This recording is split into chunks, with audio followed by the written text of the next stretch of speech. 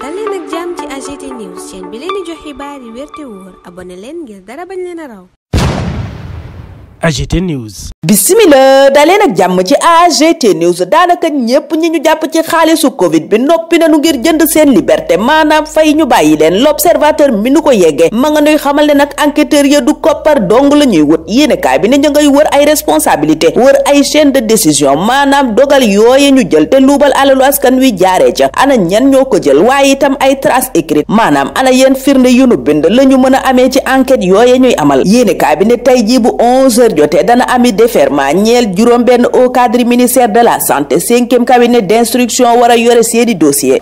Baba Amdi Tange Tandian Ngom ñaak fukki nit ak ñett yi nu teg loxo yéenekaay booba ne day xaar ndax retour de parquet la ñooña am. Le Quotidien it ma ngay wax ci ñooña ñu teg loxo ngir xaalisu covid bi ñu jàpp ne dañu koo luubal. journal bi ne la justice traque les variants. journal bu Madiambal Diagne bi it yëgal ñu ne juróom benn cadre ministère de la santé ñi ngi ci garde à vue gannaaw daaj yi artistes yi it yéenekaay ba ne nee nañu leen ni ay cas suspect moom yéenekaay bi ne ña ngay xaar ca haute cour de justice. L'Observateur ne haute cour de justice mooma ña fa nar a dem jàpp leen ne ñii la Mansour Faye Abdoulaye Diouf Sarr ak ñeneen. journal booba di ñu wax sax la ñuy wàcc assemblée nationale ñeel leen. Les Échos naan fii ak ñuy àgg ca loola am nañu bees ñu teg loxo fukk ak juróom yéenekaay bi gis leen ñuy waaj a dugg ci guuta yéenekaay bi ne retour de parquet la ñaari daaj am démb ñetteelu daaj bi nga xam ne moo nekkoon ca ministère des mines yéenekaay bi ne daa génn réew mi booba lépp journal yi tëggal ñu listub fukki nit ak juróom benn yi ñu defeere démb ca parquet yëgal ñu ne ñenn ca ñoom noppi nanu ngir fay waaye parquet ci boppam yéenekaay bi ne moo bëgg ubbi information judiciaire source a ne loolaa tax gaa yaa ngi diggante garde à vue ak retour de parquet booba lépp journal yi dikk ki yaatal ñeel ñu bari ñi ñu teg loxo ci xaalisu covid bi ñetti at gannaaw rapport cour des comptes bi ba mu génne point actu naan li tax ñu yéex a lijjanti mbir mooma sax mooy cooñtub Macky Sall fi nekkoon ndax booba lépp journal ma ngay fàttali ni weeru février atum 2023 Aliou Sané coordonnateur Y'en a marre déposé woon na plainte ngir sunuy milliards du rees partenaire financier yi yéenekaay ba ne waxoon nañu ne sax danañu rocceeku ca mbir yi bu fekkee ne defuñu dara yéenekaay bi ne teewut lépp rek nguurug Macky Sall gi teg ci tànkam waaye tey ba mu fi jógee DG DAGE entrepreneur fournisseur ñoom ñépp yéenekaay bi ne mbasum teg loxo di pandémie d'emprisonnement moo leen laal libération mel ni ku naan te jeexagut ndax procureur Ibrahima Ndoye joxe na 25 ordres d'arrestation maanaam ñaar fukki nit ak juróom yoo xam ne war nañu leen a teg loxo ci xaalisu covid booba enquête sax xëy ci moom procureur Ibrahima Ndoye tuddee ko un magistrat droit dans ses bottes yéenekaay bi ne ko am rigueur la ci liggéeyam justice itam def na ci jaar-jaar yoo xam ne yéenekaay bi ne kenn du ko fàtte dellusiwaat ci taxawaay bi mu amoon ci dossier Cheikh Béthio Thioune Fallou Sène ak yeneen yéenekaay bi ne moom procureur Ibrahima Ndoye xamul dellu ginnaaw ci kanamu loo xam ni kenn waru koo laal am na foo xam ne bu nu fa yeggee ci jalgati yoon journal bi ne amu ca déng-déng la yoon wax rek lay doxal waxtu woo Vox Populi naan ñu Guy Marius Sagna it ma ngay doxal ca assemblée nationale ay pexe yoo xam ne bu sottee yéenekaay bi ne Macky Sall danañu ko yóbbu haute cour de justice atte ko ngir haute trahison journal bi ne démb moom Guy Marius Sagna yóot na njiital assemblée nationale El Malick Ndiaye proposition de résolution ñeel jàppuk Macky Sall googa tax Les Échos ne Guy poursuit Macky Sall pour haute trahison groupe takku wàllu ca booba lépp journal naan ay pexe la waaye fii la nu ñuy fekk na Walf Quotidien naan Pastef yóbbu na Macky Sall à la guillotine yéenekaay bi ne atte la nu ko bëgg a def ngir haute trahison pacte ba journal ba ne dog nañu ko extradition bi it yéenekaay ba ne moo ca war a topp maanaam jële ko fa mu ne indi ko fii ci réew mi moom Macky Sall waa Macky Sall mooma mbaa newut di dox jëm ca haute cour de la justice laaj la wu Sud Quotidien samp dikk it ci càkkuteef gi Guy Marius Sagna député ca assemblée nationale béral démb Serigne Thiam enseignant chercheur en droit ca UCAD ne doonte am na sax loi boo xam ne dafay aar njiitu réew yi waaye taxut ñu mën leena bañ a topp Oumar Sow di professeur droit constitutionnel ca UCAD naan ñàkk wax lan mooy haute trahison yi du gàllankoor ci lii Guy Marius Sagna bëgg a def loola mu def nag di projet de mise en accusation bu Macky Sall ca l'info Aïssata Tall Sall ki ñoñam ñi ngi ko tuddee grave forfaiture jàpp ne du lenn lu dul pexe ci saw noonu réew mi quotidien naan pexe yooya mbaa dina sotti naka la ñu mën a coller Macky Sall ab procès haute cour de justice naka la mën a def ba firndeel ne Macky Sall loola ñu koy toppee moo ko def ana yenn gàllankoor ñoo mën a am ci wàllu yoon ñeel extradition maanaam jële ko bitim réew indi ko fii lii la booba lépp yéene kaay di faram fàcce lii quotidien jamono jooja ma ngay faram fàcce dogal yi génn démb ci conseil interministériel bi ñeel campagne agricole 2025 yéenekaay bi ne démb ko premier ministre doon jiite xam leen ne subvention wu 130 milliards maanaam téeméeri milliards ak fanweer danañu ko def ci boobaleb campagne yéenekaay bi ne luy tolloog ñaar fukki dogal jël nañu ko bokk na ci 63 milliards yoo xam ne ñi ngi ko nar a jëndee engrais 42,2 milliards maanaam ñeent fukki milliards ak ñaar yu teg ci semence la jëm critique gis na gouvernement baa ngay jiw bu baax bi yéenekaay bi ne le gouvernement sème la très bonne graine dellusiwaat ci conseil interministériel bi amoon démb ñeel campagne agricole 2025-2026 ci kilifteefu premier ministre Ousmane Sonko moom Sonko lañu fekk ci xët gu njëkku yor bi journal booba it dellusi ci campagne agricole bi ak ni nu koy waajale gis ne Sénégal mi ngi jëm ci souveraineté alimentaire yëgal ñu itam ne gouvernement bi téeméeri milliards ak fanweer la fas yéene def ci mbay mi laas tuddee ko 130 milliards par terre ne suuf si fas nañu caa yéene dugal téeméeri milliards ak fanweer Le Soleil naan budget bu ni mel ci wàllu mbay mi mësu fee am journal booba xamal ñu ne danañu tàmbalee joxe intrant yi ñaar fukki fan ak juróom weeru avril bi junney ndaw di volontaire yéene cabinet fas nañu yéene encadré producteur yooya fukki milliards yu teg juróom-ñetti téeméeri millions yéene cabinet danañu ko jagleel coopérative agricole communautaire yi ngir jàppale leen ci campagne mbay mi nu jëm doomi Afrique yi bëgg a jëm bitim réew Europe rawatina di wut visa Schengen Direct News ñoom la xëyeeg jafe-jafe yi ñuy am ak ni ñuy lekkee xaalis ñoom réew yooyu ci seen kaw jaaree ko ci wutum visa Schengen googa journal bi ne yëf yi ni mu teengee moo tax am visa jafe lool doomi Afrique yi waaye réew yu Europe ya ñuy dem di ko sàkku yéene kaay bi ne ñoom xaas bu bari lan ciy roñ yéene kaay bi ne ndax ci atum 2023 rek luy tolloog 137 millions d'euros yemoo 90 milliards maanaam juróom-ñeent fukki milliards le ministère des affaires étrangères européen roñee ci Sénégal yéene kaay bi ne yeneen réew yu Afrique yi nga xam ne ñoo gën a am doole muy Algérie Nigéria ña ñu fay lankal visa ñi ngi toll ci 40 ba 50% maanaam téeméer boo jël ñeent fukk ba juróom fukk loola it di gàllankoor ci ñu baree bari Amadou Ba moom amul benn gàllankoor ngir tukki wuuteeg Mansour Faye Direct News ne ndax moom Amadou Ba génn na réew mi ba tukki te salon d'honneur la jaar source a moom jaar ak ñun Grand Théâtre yëgal ñu ñàkk déggoo bi am diggante directeur ba di Serigne Fall ak PCA ba di kilifa yéene kaay bi ne seen wuute googa yegg na ba ci kenn bëggatul a gis sa morom Pape Djibril Fall waxtu woowa ci tribune ak yeneen yéene kaay ma ngay ŋàññ Ousmane Sonko di wekki benn par benn yamu wax assemblée nationale barki démb ne yu ca bari wuute naak li am journal bi yëgal ñu ne moom député bi démb la gontoo dajeek taskatu xibaar yi gannaaw jàkkaarloom ak premier ministre barki démb ca assemblée nationale ñu des ca boobaleb yéene kaay bu maître El Hadj Diouf di laajee ana lu waral ñu téye Abdou Nguer ci garde à vue te lañu koy toppee ka ko def teg nañu ko loxo muy publication ba mu teg ca moom avocat bi ne client wam booba inventé wul dara ñun duñ ci teg dara foofa la ñuy taxaw ñaanal leen kenn dal ak jàmm dig daje ëllëg incha allah. AGT News.